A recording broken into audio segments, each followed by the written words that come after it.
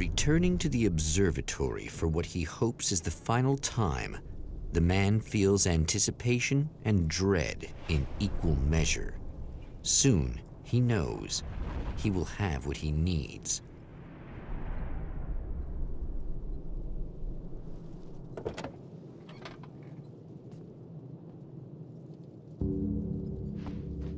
Hello, I was expecting you. I've already taken care of the imaging array, but you should still look into securing the primary coolant flow. With some luck, you may be able to light the area before these things even show up. Well, one can only hope, but most likely that's not gonna happen.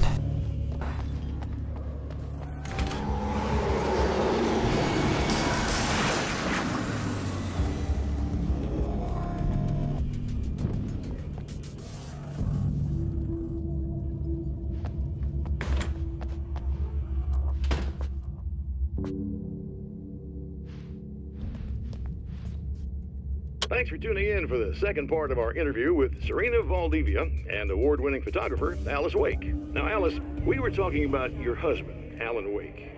Is that a sore subject for you? Well, a little bit. Of course it is. The way I see it, we had our good times and our bad times, and on the whole, we had a lot of good times. He really made me happy. I don't mind being reminded of him. So you're over him? I don't know if I'll ever be that, entirely. I still think about him every day, literally. I still find myself hoping for... Well, sometimes I think I see him just standing somewhere, watching me. I think most people who lose someone they love experience things like that. But on the whole, I'm doing all right. 2 years is a long time to adjust, and I'm not really the type to wallow in the negative. Well, I know there are a lot of stories about Alan. He seemed to have something of a wild streak. That's not really what our show is about, though. Look, all that stuff really gets blown out of proportion. He had his problems, but it's really frustrating for me because people like to talk. They love to tell these crazy stories, and they never really knew him at all. Well, the character he created, Alex Casey, is a household name. The books still continue to sell. There's been talk of a TV series, a movie, a video game. Must be nice to know that his work is still being appreciated by so many readers. Yes, of course, but I don't really deal with the business side. I leave that to Alan's agent. That would be Barry Wheeler. Actually, I just interviewed him. He's currently in the music business. Mm-hmm. And he's also Alan's best friend. Do you two keep in touch? Or? We talk regularly. Like I said, he handles the business side. I think we should talk about her film. Yes, of course, you're right. I'm Eddie Rodman, talking to Alice Wake and Serena Valdivia, and we'll be right back.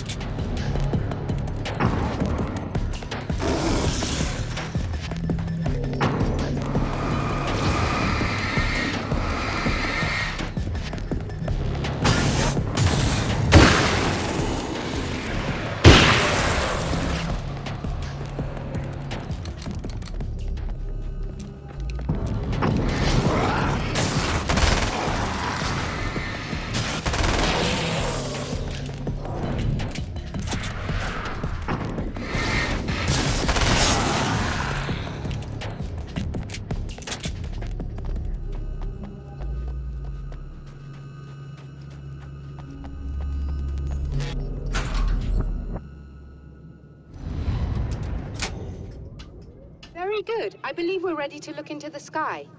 Be right there, Doctor.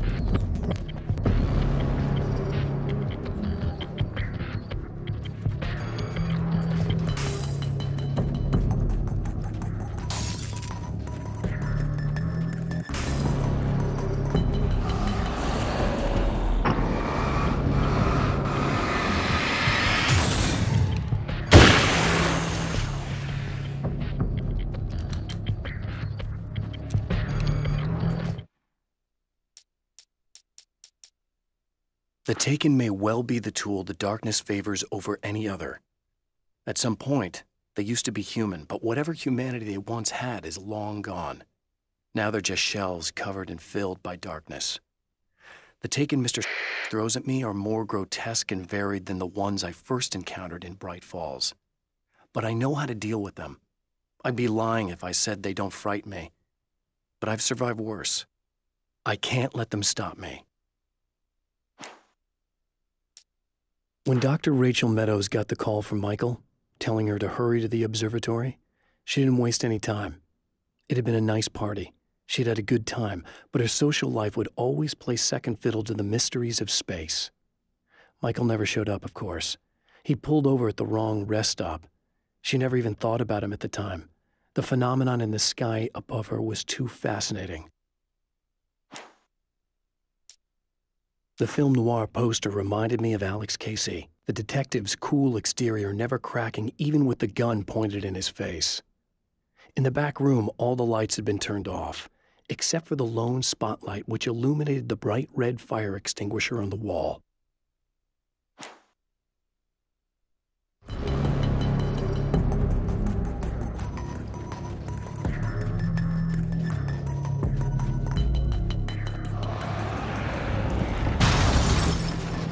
Once again, I'm just gonna avoid the confrontation and just make my way into the observatory. I gotta get these things out of the way first. Come on in.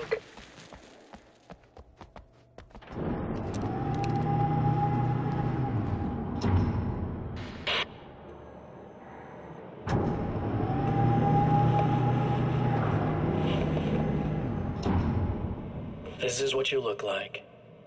Does that bother you? I bet it does. I'm not just wearing your face, you know. It goes a lot deeper than that. There's a lot of you and me. All the best parts. At first, I was just an idea. But they kept telling all those stories about you. You already had that rep. And then you disappeared mysteriously. And then, the stories about bad, crazy Alan Wake came true. And here I am. That's the best part, isn't it? When that happens, you can always count on Cauldron Lake.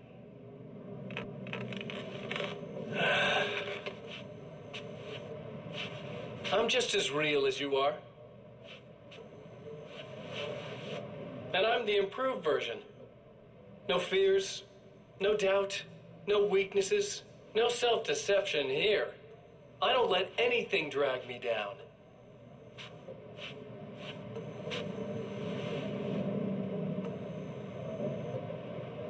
I know you like I know myself.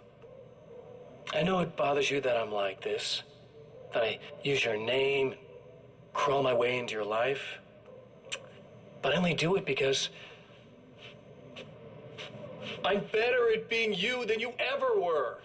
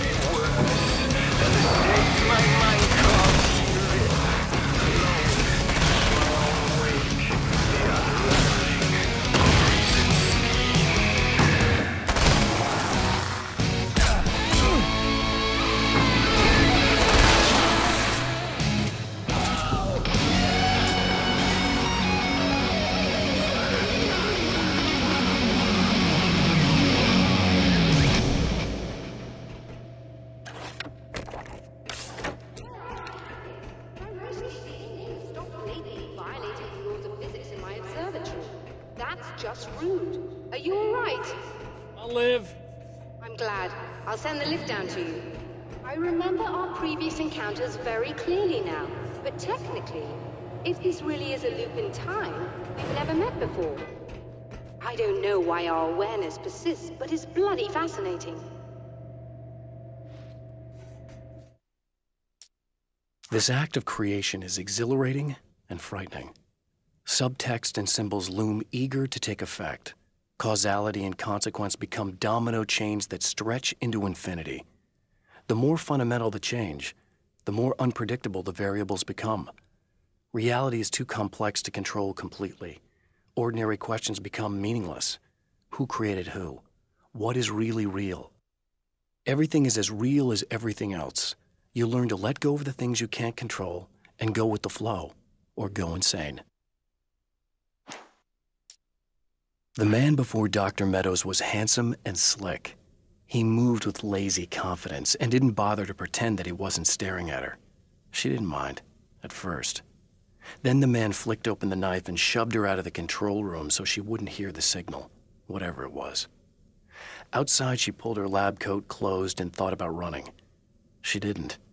She didn't think she'd get very far. Not from him. She never was entirely sure why he spared her. I'd found her film from the pile of containers in the back. I'd threaded it into the projector. I swallowed hard, staring at the screen, hearing her voice, the sunrise I remembered so well only moments away. And then Mr. was there, nailed by the projector's beam, caught in his own trap. He shouted at me, first in confusion, then rage. And then the sun came up and things started to burn.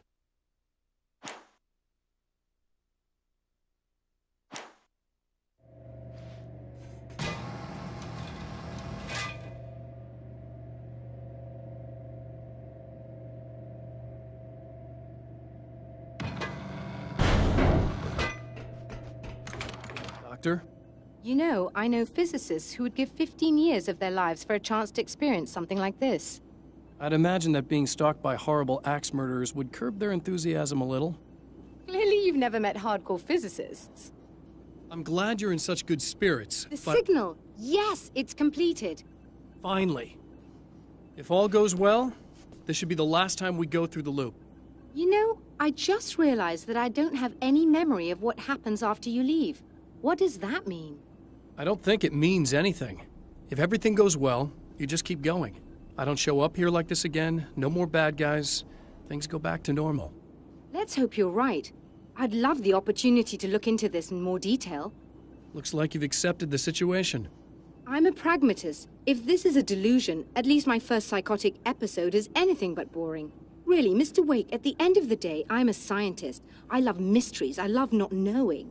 Whatever else this might be, it's absolutely fascinating. I wonder how far this reaches. Is everybody in the world experiencing this? Who knows? I think reality's probably pretty fragile right now. Doctor, I can see you're very enthusiastic about this. I'd appreciate a bit of discretion. Are you suggesting that we should suppress this? No, you can do what you like, but I want you to leave me out of it. But surely, with the things you know, the things you've experienced, you can replicate any of these results. We could— Let me be blunt. If you drag me into this, I'll deny everything. I'll lie like my life depended on it. And writers are damn good liars. Word of advice. This is things man was not meant to know territory. You get into this, chances are you'll open up a door into a world of hurt. Believe me, I know. I see. Yeah, so don't screw with me. In a strange way, he feels at ease. He is armed with his own words, and when the time comes, they will be enough or they will not. For now, he's content to let the currents take him toward the final confrontation.